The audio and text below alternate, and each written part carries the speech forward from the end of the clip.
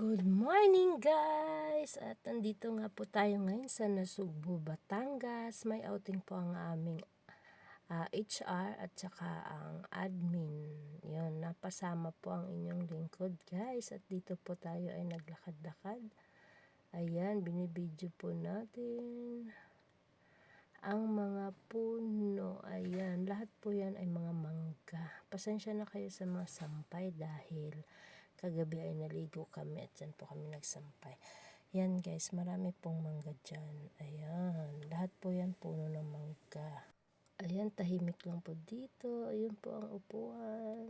Ayan, ayun. Si kuya ang naglilinis ng swimming pool. Tahimik lang dito, kaya lang po malamok.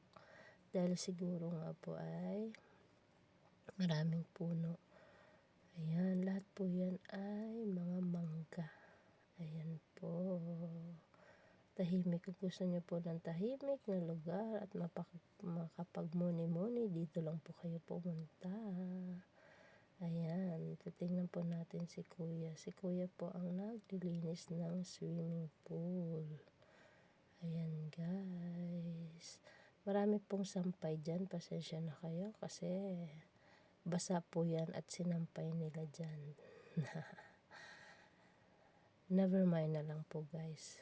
Ayan, nilalagyan ni kuya ng tubig ang swimming pool. Ayan po. Ayan, tahimik na lugar. Ayan. Yung duyan po, ayan po yung duyan. Nagduyan pa ako dyan at na-post ko na sa Reels. Yes, thank you for watching guys. Maraming salamat. God bless po sa inyo. Ingat po tayong lahat. Thank you sa panonood ng aking mga video. Maraming salamat guys. Bye. Love you all.